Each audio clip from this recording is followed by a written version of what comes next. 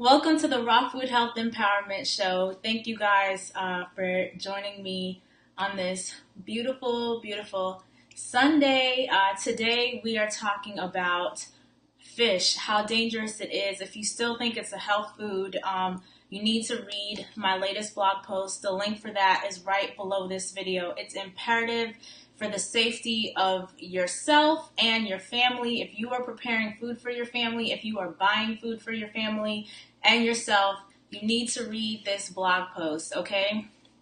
If you care about your body, if you care about your heart, if you care about your brain and your whole neurological system, which basically,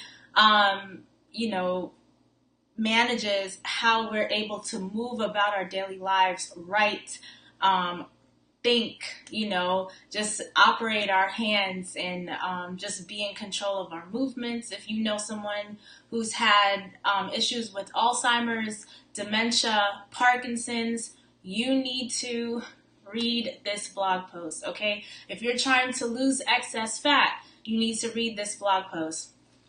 It is imperative. If you have diabetes or you know someone with diabetes, you need to read this blog post, okay?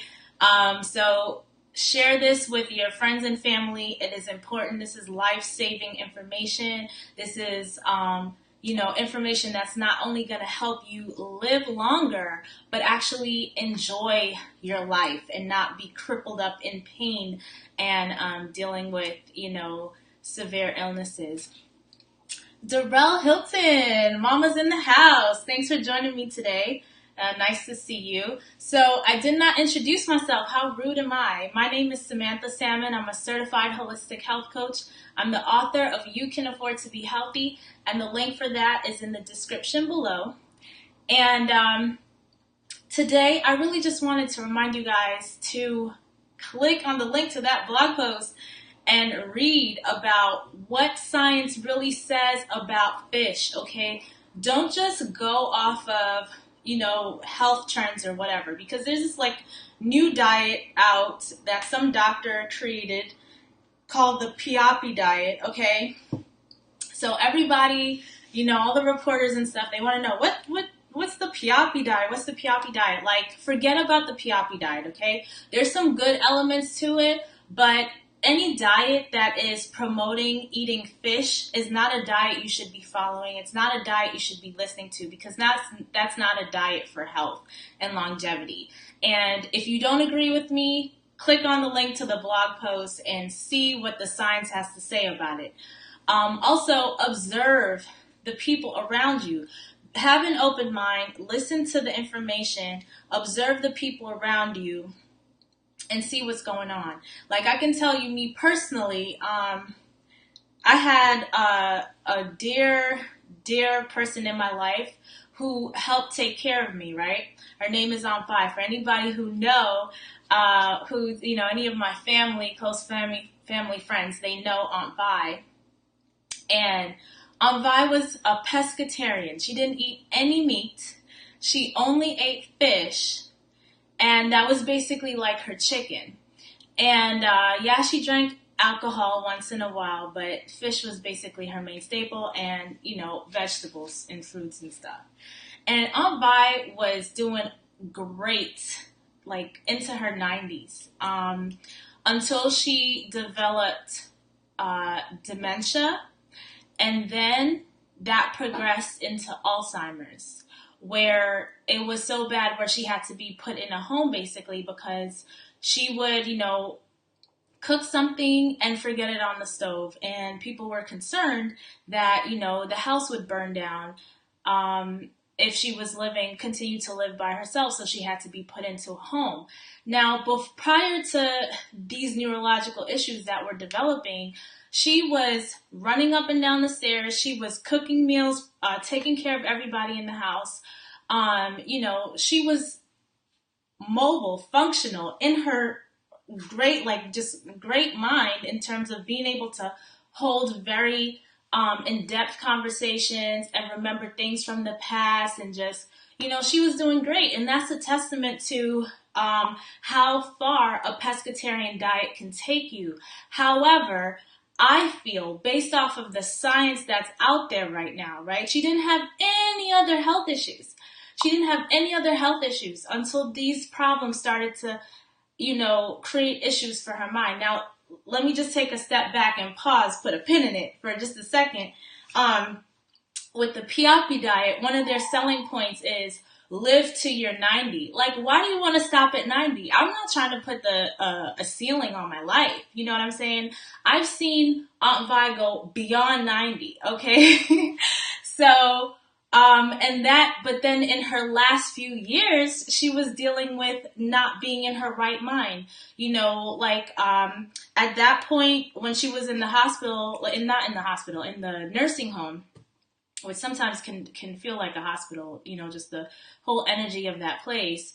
But, we would tell her, she would ask, oh, how is grandma, right? Because she and grandma were best friends, okay? And Aunt Vi, she was born in 1917, all right? Think about that for a second. I mean, I feel so blessed to have met and have known and have spoken to and lived life with somebody who lived in 1917, it's pretty wild. But we would tell her, so she's in the nursing home, this is after grandma passed, and she would say, how is grandma? I would say, Aunt Vi, grandma passed away. And she would start crying and breaking down in tears as if she was hearing it for the first time. And then 5 minutes later, she would ask the question again, how's grandma? It was the craziest thing. After a while, I had to learn just basically to lie to her so she wouldn't have to grieve over and over again. And if you know anyone who has dealt with, Alzheimer's, then you can understand this. It can even go so far as like they don't even remember who you are and you're their child or whatever. It can be heartbreaking, it can be heart-wrenching. Luckily, she actually remembered who I was, because I don't even know emotionally how I would take that, how I would feel if she didn't remember who I was. But it broke me every time she would grieve over grandma, because it was almost like, I'm almost like reliving it over and over while she's reliving it over and over. Yeah, her only alcohol was Guinness Sprout, yeah? Yeah, I loved her some Guinness. But if you are here live with me right now, give me a thumbs up, give me a heart so I can see that you're here. Comment below if you know anybody who's had Alzheimer's, dementia. I mean, it's a crazy thing. Parkinson's, my grandfather had Parkinson's, and it's tough. It's tough to watch. It's tough to watch, and we don't have to be. There's a lot of different things that can contribute to Parkinson's, Alzheimer's, dementia, toxicity, heavy metals. And when we're talking about all fish has mercury, okay? Even if you're just concerned about diabetes and weight loss, right? Fish is saturated fat. Saturated fat is going to prevent the blood sugar from getting to where it needs to go because the fat is blocking it, basically. That's where you're going to have high blood sugar, okay? So if you're concerned about that and concerned about, losing excess fat, just get rid of the fish. If you're concerned just about your health, your mind, your neurological system, which we all should be, you know what I'm saying? This is how we are actually enjoying life. We don't even think about it because our body is on like autopilot all the time, just working for us on our behalf. We don't even think about the fact that we are in control of our hands. We are in control of the movements of our eyes, our head, we're in control. And that's because our neurological system is functioning properly. When it's not functioning properly, it's like you lose your power. It's horrible. Now, what can you do to do everything in your power to avoid it? Of course, some things are beyond our control. But if you, for example, the people who have been affected in Flint, Michigan with toxic water, where there's lead and corrosion and stuff in their water, and they've been drinking this, especially the babies, they're having mental problems, learning disabilities, and all of that because of the water. Now, could they have done something about this? there's so many things we learn now, that we really need to be our own advocate. We need to look out for ourselves. But you can get caught in a situation where you've been a victim of something, or something happened to you, some circumstance that creates these issues. So what I talk about on this call, on this call, on this live show, is what we can do to be empowered by our choices, so that we can feel as good as we can possibly, and live a long, healthy, enjoyable life. Michael McKenzie, what are you saying? I can't, let me see what, pseudoscientific. You need to explain that to me. This is what I really don't get, is when people look at actual science and look at research and they question it. I don't really understand that. If you question science and research because of who's funding it, I completely get that and understand it. But when you look at actual science and you look at the people around you, you look at your own experience, it's clear. It's very clear. Now, if you want to be your own test dummy, feel free. You get the information and you do what you want with it. That's what this is all about, right? I'm not going to force you to eat clean food. You're going to do what you want to do. You're going to do what you need to do. But I'm going to give you the science that's out there, and I'm going to give you real life examples.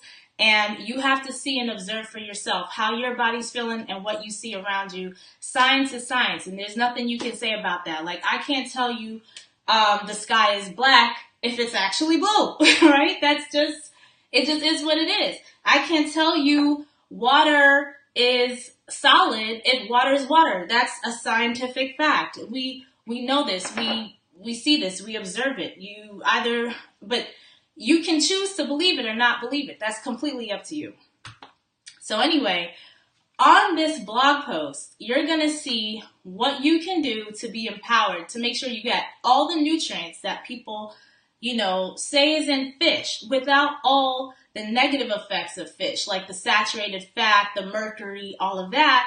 You can get the nutrients of iodine and omega-3s from actual plant sources, from seeds, from seaweeds, from bananas. Did you know bananas have iodine? And iodine is important for the thyroid function.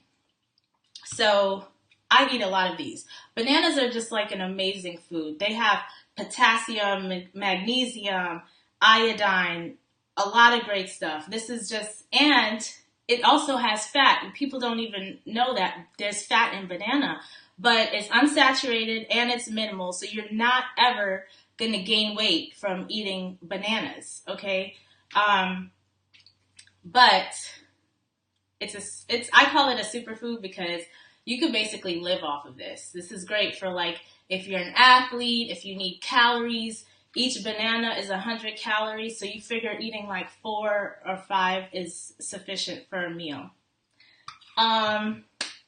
So if you have any other questions, I would love to stay on and answer any of those for you, because I know some of these topics that I bring up, especially recently, because I just hear people talking about the most ludicrous stuff, and it's confusing people.